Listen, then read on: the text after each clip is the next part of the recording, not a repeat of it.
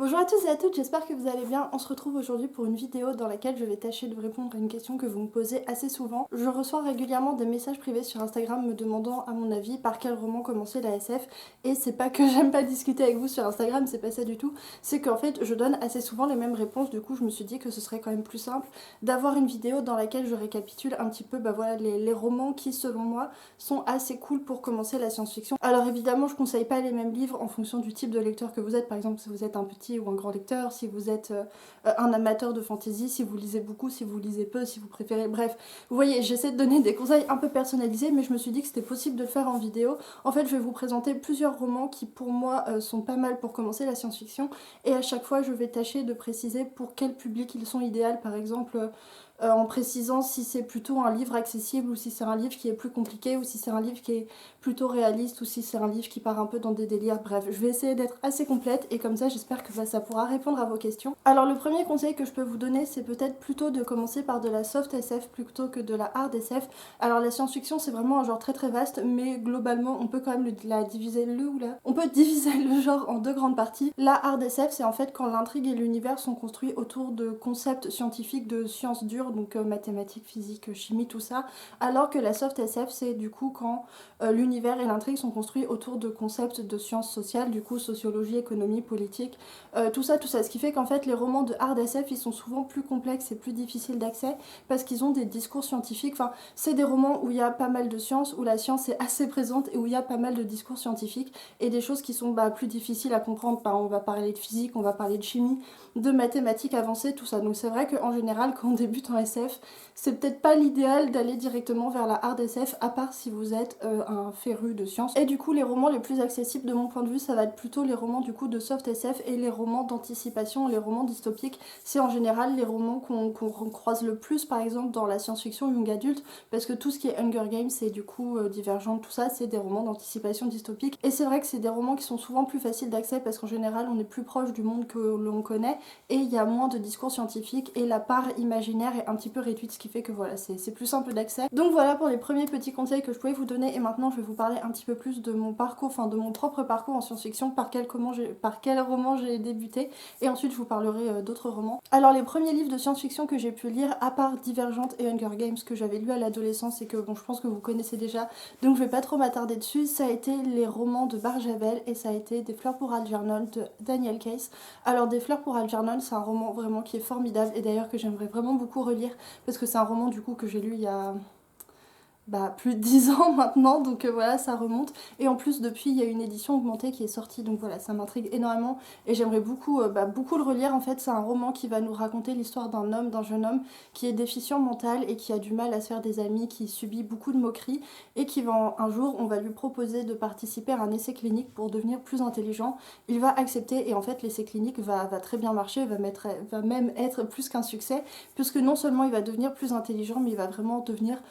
très intelligent, il va même devenir voilà, tellement intelligent qu'il va se retrouver face à d'autres problèmes, des problèmes qu'il n'imaginait pas, et voilà, c'est vraiment, on suit son évolution, on suit son parcours atypique, et c'est vraiment très touchant parce que alors qu'il devient de plus en plus intelligent, il se pose des questions sur la personne qu'il était avant. C'est un peu un drame psychologique sur fond de SF, on parle d'amour, on parle d'amitié, on parle de solitude, on parle de trouver sa place dans la société, et je pense qu'il est pas trop mal pour commencer en science-fiction parce que le paradigme scientifique est assez mince. Donc voilà, celui-ci vraiment je vous le recommande et moi-même j'ai très envie de le relire. Ensuite les autres livres que j'ai lus en science-fiction assez jeunes, ça a été les livres de Barjavel. Barjavel c'est un auteur qui est assez connu, c'est l'auteur de Ravage, c'est l'auteur de La Nuit des Temps, de Le Grand Secret, Le Prince Blessé, de tout un tas de romans. Il a écrit vraiment énormément de romans qui sont d'ailleurs compilés dans un gros volume qui s'appelle Romans extraordinaires. C'est des romans qui fonctionnent vraiment très bien pour les novices en science-fiction parce que là encore le paradigme scientifique est pas très étendu. En plus il y a toujours un petit côté un peu enquête, un petit peu aventure, des romances, bref des ingrédients qui sont quand même assez familiers qui font que du coup même si on n'a jamais lu de SF, on n'est pas perdu et voilà. Moi j'ai bien aimé Ravage qui est un classique du post-apo mais qui est peut-être pas celui que je vous conseille le plus, et j'avais vraiment beaucoup aimé aussi Le Grand Secret qui raconte l'histoire d'un monde, enfin d'un scientifique qui va mener une enquête sur une femme qu'il a aimée, qu'il a perdue, enfin je me souviens plus exactement de l'intrigue mais je crois que c'est quelque chose comme ça, enfin bref il va enquêter sur une femme qu'il a aimée et qui a disparu et il va se retrouver pris au milieu d'un grand mystère et d'un grand secret scientifique qui pourrait révolutionner et changer la face du monde mais qui a également, si on le révèle, des conséquences assez néfastes et bref il se retrouve là-dedans et c'était vraiment pas mal du tout, c'était assez intéressant. Alors après Barjavel, à prendre avec des pincettes quand même parce que c'est un homme dont j'ai découvert assez récemment qu'en fait il était pétainiste. Donc voilà,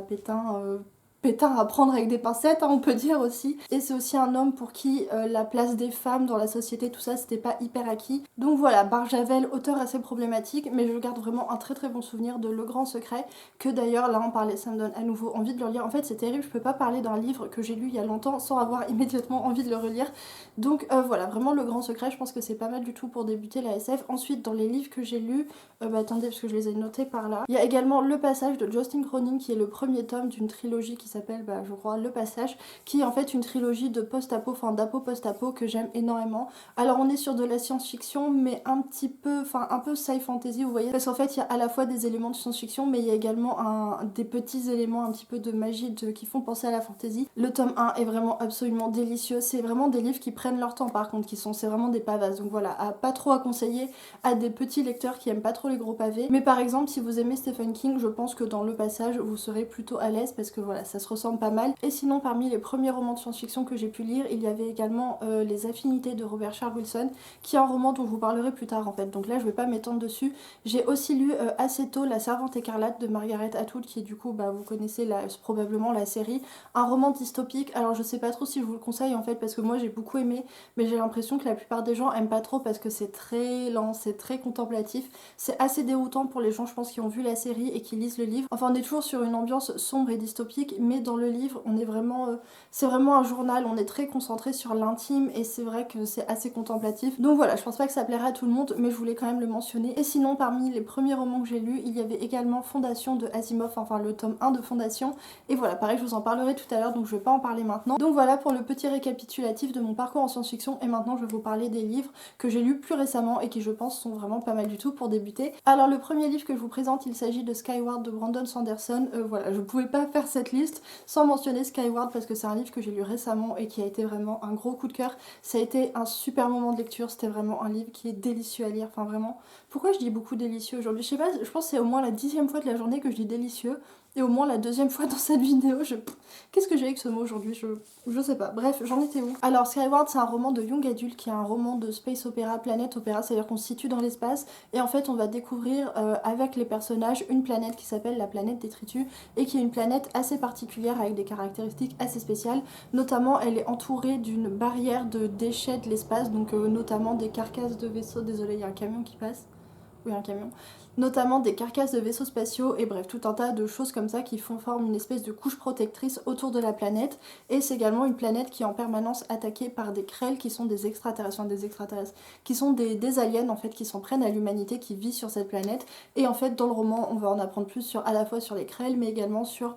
comment l'humanité s'est retrouvée prisonnière de cette planète. On va suivre Spensa, qui est une jeune fille qui veut absolument rentrer dans une école de pilotage. Et en fait, les pilotes dans cet univers sont vraiment très importants puisque ce sont des gens qui, aux commandes d'un vaisseau spatial, enfin d'une espèce, oui c'est ça, une espèce entre l'avion de chasse et le vaisseau spatial je dirais, vont en fait dégommer les Krell avant que les Krell puissent venir déposer des bombes sur la planète. Donc voilà, c'est vraiment des gens qui ont un devoir très important et Spensa veut absolument intégrer cette école parce que elle, son rêve ça a toujours été de piloter. Et voilà en gros pour l'histoire, c'est vraiment un roman que j'ai adoré, comme toujours avec Brandon Sanderson, on a vraiment des belles scènes d'action. Là en l'occurrence c'est des scènes de combat de vaisseaux spatiaux et c'est hyper visuel en fait. C'est pas, vous savez, comme les scènes d'action qui sont tellement fouillis, on sait pas trop ce qui se passe. Là on arrive vraiment à visualiser ce qui se passe et c'est hyper immersif, les personnages sont attachants. Donc voilà, c'est vraiment un super roman et en plus qui est accessible à tout type de lecteur, notamment si vous n'êtes pas un gros lecteur ou si vous êtes vraiment très frileux de la science-fiction, parce que c'est vraiment un univers qui est facile d'accès, c'est du young adulte en fait. Donc même si l'univers est assez riche et quand même plutôt intéressant, il est pas trop difficile et en plus on apprend à le connaître graduellement.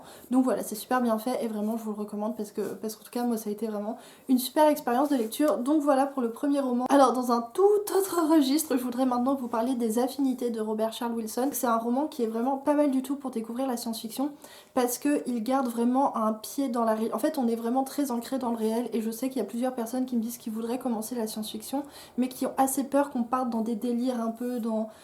qu'il y ait trop d'imaginaire en fait et qu'ils se perdent en fait, que l'univers soit trop complexe ou qu'on parte dans des délires un peu chelous. Et dans les Affinités, c'est pas du tout le cas parce que c'est vraiment un truc qui est très réaliste. Bref, du coup, c'est un roman d'anticipation légèrement dystopique et le roman va tourner autour du concept des affinités. En fait, on est au Canada et il y a une entreprise qui vient juste de sortir une espèce de test de personnalité qui permet de faire rentrer tout le monde dans une espèce de famille de personnalités, c'est-à-dire que les gens qui ont des personnalités qui se ressemblent un petit peu vont être regroupés par affinité dans des groupes. Donc il y a plusieurs groupes qui sont plus ou moins grands et plus ou moins prestigieux. Et en fait, l'idée c'est qu'à l'intérieur du groupe, toutes les personnes s'entendent merveilleusement bien puisqu'en fait, ils ont des affinités communes. Mais en fait, on s'en doute, va y avoir des problèmes qui vont être liés à toutes ces histoires d'affinités de groupes. Parce qu'en fait, plus les groupes prennent du pouvoir et de l'importance dans la société, plus va y avoir des enjeux politiques et des enjeux économiques autour de ces groupes. Et en fait, on va suivre un jeune homme qui vit avec sa grand-mère, je suis désolée si vous entendez l'aspirateur des voisins, et qui un jour va se laisser tenter et va lui aussi passer le test de personnalité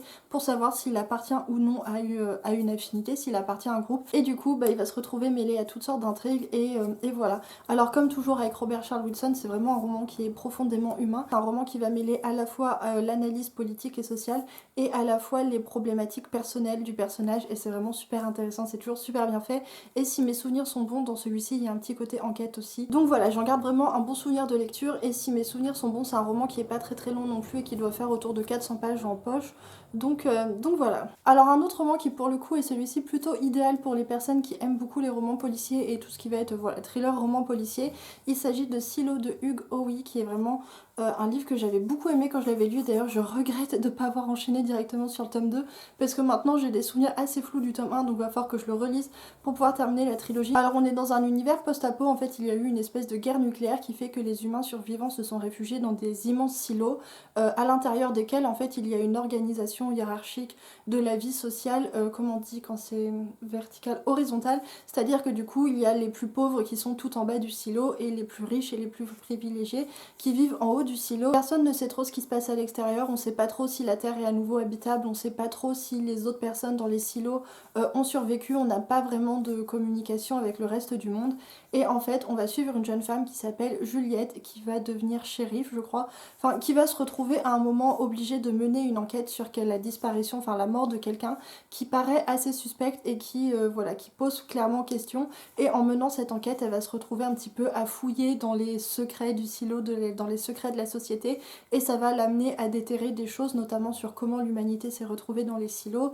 qu'est-ce qui s'est passé, pourquoi et qu'est-ce qui s'est passé avec les autres silos, pourquoi ces silences radio, etc. etc. C'est un roman que j'avais vraiment beaucoup aimé et en fait le côté enquête permettait d'apprendre énormément de choses sur cet univers post-apo, c'était vraiment très bien fait. Donc voilà, celui-ci je vous le recommande aussi très chaudement. Alors on revient à du Sanderson avec la trilogie Cœur d'Acier. La trilogie Cœur d'Acier c'est une trilogie que j'ai commencé cette année et que vraiment j'aime beaucoup, même s'il me reste encore le 3e tome à lire. Alors à vrai dire je suis pas sûre que ça soit 100% SF comme trilogie, je pense que c'est plutôt vous savez de la sci fantasy, donc tout ce qui va être à la croisée entre science-fiction et fantasy, mais voilà, est-ce qu'on va se prendre la tête sur des étiquettes? Non, je pense pas. Alors pour l'histoire, on est dans un univers qui ressemble au nôtre, sauf qu'en fait, il y a quelque chose qui s'est passé, quelque chose d'assez catastrophique. Il y a une comète qui est apparue dans le ciel, une comète qui s'appelle Calamité, et en fait, cette comète a attribué des pouvoirs vraiment incroyables à certaines personnes. Sauf que le problème, c'est que toutes les personnes qui ont des pouvoirs magiques sont des personnes totalement malveillantes. Et du coup, au lieu de créer des super-héros, la comète a créé des super méchants qu'on appelle des épiques, et en fait, ces épiques ont pris le contrôle du monde et tyrannisent la population. Il y a des groupes qui se sont constitués parce qu'en fait il y a des épiques plus ou moins forts et en fait les épiques les plus puissants règnent sur des villes à l'intérieur desquelles il fait pas forcément bon vivre puisque les jours où les épiques sont de mauvaise humeur ils peuvent décider d'exterminer tout un quartier, tout un tas de gens en fait et ceci en toute impunité puisque comme ce sont eux les plus puissants, en fait personne va venir leur demander des comptes. Et nous on va suivre comme personnage principal un jeune homme qui s'appelle David et qui en fait quand il était petit a vu son père se faire tuer par un épique et qui depuis ce moment là a juré de se venger et qui va chercher à intégrer un groupe de révoltés, de personnes qui luttent et qui cherchent à éliminer les épiques qui s'appelle les redresseurs. Donc voilà, en fait on va un petit peu suivre son entrée dans ce groupe et comment ils vont faire pour lutter à l'intérieur de la ville de Chicago. En fait c'est une trilogie que j'aime bien appeler un peu une trilogie blockbuster parce que je sais pas si vous voyez un peu l'idée, c'est vraiment la trilogie trilogie qui est pas prise de tête, où vraiment on passe un bon moment avec des scènes d'action, avec un univers qui est assez sympa mais qui est facile à comprendre et où voilà, enfin c'est vraiment quelque chose qui est pas prise de tête, qui est assez fluide, qui se lit vraiment bien. Donc voilà, je pense que c'est une très bonne lecture pour les gens qui aiment bien les super-héros, qui ont bien aimé la série The Boys, qui aiment bien les blockbusters, qui aiment bien voilà, enfin en fait vraiment globalement c'est une lecture où on se prend pas la tête. Je me souviens qu'il y a pas mal d'humour aussi, alors dans le tome 1 ça m'avait pas gêné, mais dans le tome 2 j'avais trouvé que je sais pas, les blagues tombaient un peu à plat. Comme toujours avec Brandon Sanderson, c'est fluide, ça se lit bien, on a un système de magie qui est intéressant, on a des décors assez cool, on a des personnages intéressants, voilà, on a une intrigue qui est bien ficelée. Et dans celui-ci particulièrement, je trouve que les ingrédients sont vraiment super efficaces pour passer un bon moment de lecture parce qu'on a voilà, des pouvoirs spectaculaires, on a des super méchants, on a un groupe de révolutionnaires qui veut lutter pour la justice. On est un petit peu entre le film de super-héros et la dystopie, donc voilà, c'est vraiment trop cool. Alors on passe maintenant à un roman dont on parle beaucoup en ce moment puisqu'il s'agit de Dune de Frank Herbert, qui est un roman dont on parle beaucoup parce que Cornelius a organisé une lecture commune sur ce roman au mois de décembre, donc là on est en plein dans la lecture commune. Ça a été un de mes gros coups de cœur de 2019 et vraiment c'est un super livre. Alors c'est un classique de la SF qui souvent fait assez peur parce que bon, les classiques en général font assez peur et c'est vrai que du coup c'est peut-être pas un livre que je recommanderais à quelqu'un qui est déjà pas trop amateur de littérature de l'imaginaire, qui est pas hyper amateur de fantasy et qui lit pas énormément parce que c'est quand même assez complexe. Enfin, en fait je pense que c'est un livre qui est super à découvrir quand on est déjà un bon lecteur de fantasy et qu'on veut un petit peu passer à la science-fiction, parce qu'en fin de compte même si c'est de la science-fiction, je trouve que on est assez proche d'un univers de fantasy. On est vraiment à la frontière entre la science-fiction et la fantasy et du coup je pense que ça peut être sympa quand on est déjà lecteur de fantasy de passer à la science-fiction en passant par Dune. Alors du coup pour l'histoire on va se situer sur la planète de Dune qui est une planète assez particulière puisqu'en fait c'est une planète recouverte de sable, c'est un désert de sable à l'intérieur de laquelle pousse l'épice qui est là encore une épice assez particulière puisqu'elle permet aux personnes qui l'ingèrent d'avoir des pouvoirs de prémonition un petit peu. Donc voilà, c'est vraiment une richesse très importante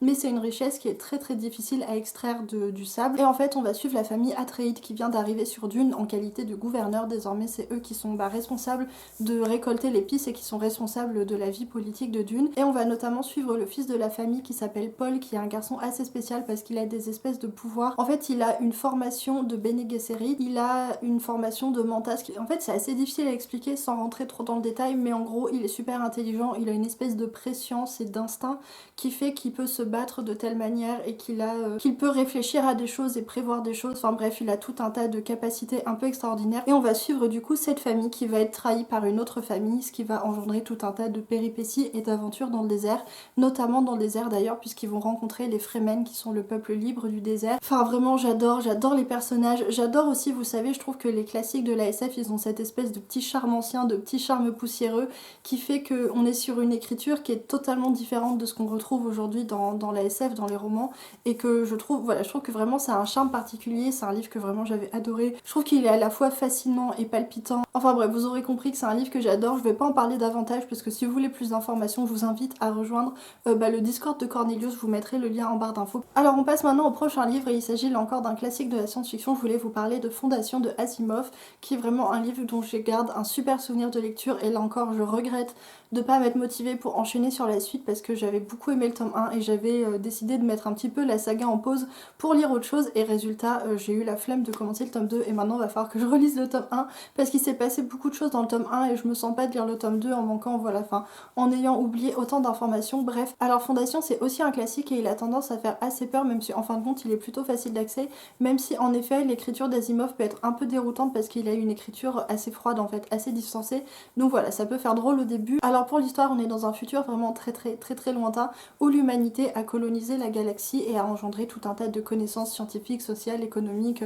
bref il y a tout un tas de connaissances et de compétences qui sont partagées dans tous les coins de l'univers et de la galaxie. Et en fait il y a un homme qui s'appelle Henry Seldon je crois, je me souviens plus trop de son nom, un homme qui est un scientifique, un mathématicien de génie et qui va inventer la discipline de la psychohistoire. Et en fait la psychohistoire c'est une discipline qui permet grâce à des calculs et des formules mathématiques de prévoir ce qui va se passer dans le futur. Et en fait ce scientifique, donc Henry Seldon je crois, va découvrir que l'humanité va subir très prochainement un immense revers de progrès, enfin comment dire. En fait il prévoit un effondrement de la civilisation qui va lui-même engendrer un effondrement de la culture, la perte de toutes les connaissances engendrées depuis des siècles, la perte des routes commerciales, des liens commerciaux, voilà, des liens, des communications entre tout le monde, et que en fait ça va ramener l'humanité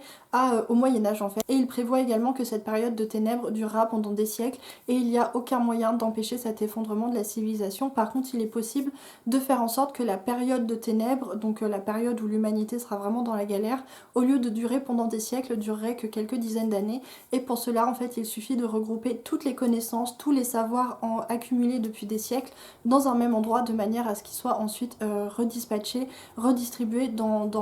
la galaxie. Et du coup, on va suivre tout un tas de scientifiques qui vont former l'association de la Fondation sur une planète très éloignée du système solaire pour justement regrouper toutes ces connaissances scientifiques pour pouvoir les repartager plus tard. Et évidemment ça va pas être sans embûches et on va leur mettre des bâtons dans les roues. Et voilà pour le résumé en gros du tome 1. C'est vraiment un livre que j'avais beaucoup aimé, qui était, voilà, comme je l'ai dit, assez déstabilisant parce que l'écriture est assez froide, assez mathématique en fait. Donc voilà, et on passe maintenant à une autrice dont je parle absolument tout le temps sur la chaîne, j'en parle H24. Il s'agit de Becky Chambers, qui est l'autrice de la trilogie Les Voyageurs et qui est également l'autrice de la novella Apprendre si par bonheur, publié chez La Talente. C'est vraiment une autrice que j'ai découvert cette année et que j'aime, mais tellement, vraiment, je suis sérieuse en fait quand je dis que je suis un peu amoureuse de cette femme, parce que je la trouve, voilà, je la trouve formidable, j'adore ce qu'elle écrit, je trouve que c'est plein de douceur et de tendresse, en même temps c'est plein de... Vous savez, en science-fiction on dit le sense of wonder quand je pense que je le prononce pas correctement, mais c'est pas grave, je vous l'écrirai quelque part, qui est vraiment ce sentiment d'émerveillement face à l'univers, à l'infini de l'univers et à tout ça, enfin bref, et je trouve vraiment que c'est une autrice formidable et qui donne envie de lire de la science-fiction. Et voilà, je vais vraiment pas en dire plus parce que j'en parle tellement tout le temps que j'ai l'impression que je passe mon temps à me répéter. En plus j'ai fait une vidéo totalement dédiée à Becky Chambers que je vous mets en barre d'infos si ça vous intéresse, mais vraiment, si vous avez peur de la science-fiction, si vous avez peur de rien comprendre à des univers de space opéra, si vous avez peur de rien comprendre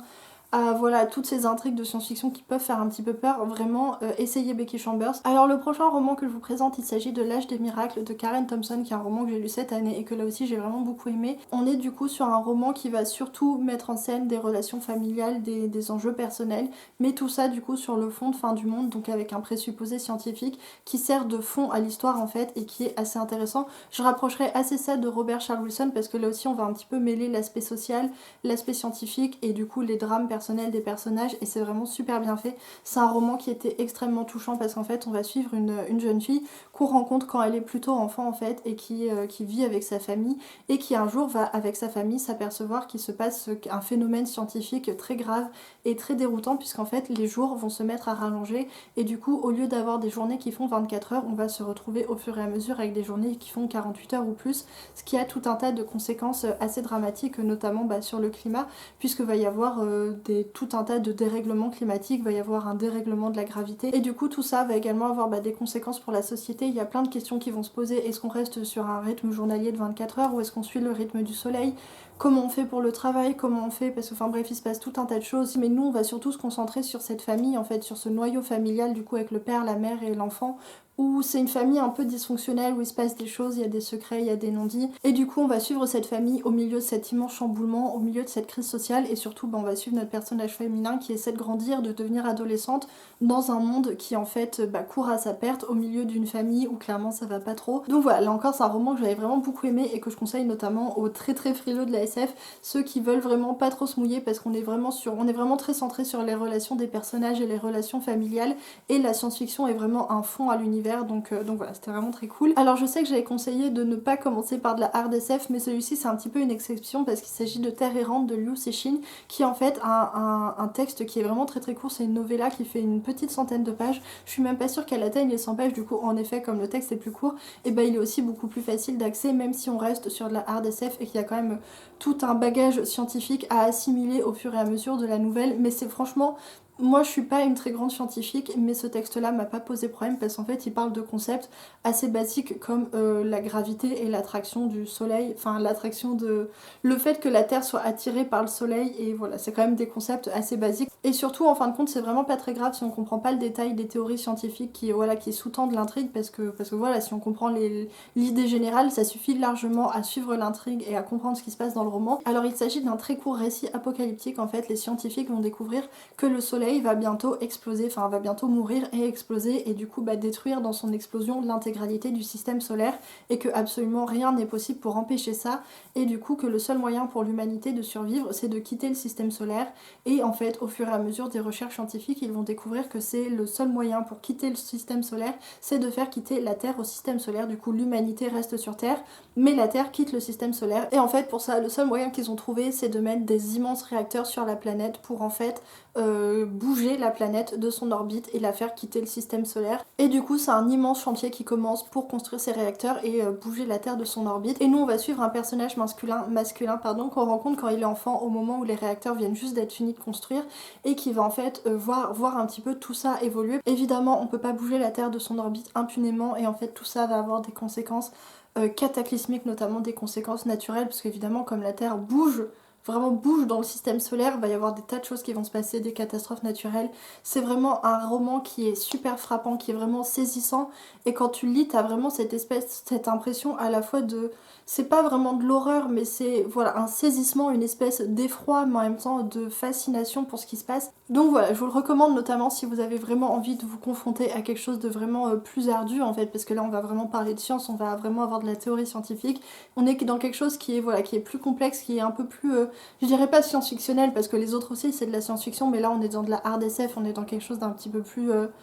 comment dire, enfin je sais pas trop comment qualifier ça mais vous voyez un petit peu ce que je veux dire. Il est vraiment idéal parce que il est très, en fait c'est vraiment de la science-fiction condensée mais comme c'est très court forcément la difficulté est amoindrie également. Voilà, en tout cas c'est vraiment un texte que j'avais adoré. Donc voilà, je crois que ça va être tout pour cette vidéo mais ça fait déjà un moment que je parle, je vous ai parlé de beaucoup de livres donc voilà, j'espère que cette vidéo vous a plu, j'espère que ça vous a donné des idées pour commencer en science-fiction ou pour continuer un petit peu votre découverte de la science-fiction. N'hésitez pas non plus à aller regarder la barre d'infos parce que je vous mettrai des informations supplémentaires, des liens, des trucs et tout si vous voulez plus d'informations sur la science-fiction et voilà, j'espère que cette vidéo vous a plu. N'hésitez pas également à mettre en commentaire si vous avez d'autres suggestions de textes de science-fiction que vous trouvez pas mal pour débuter et voilà, bref, sur ce j'arrête de parler, je vous laisse là, je vous souhaite de bonnes lectures et je vous dis à la semaine prochaine.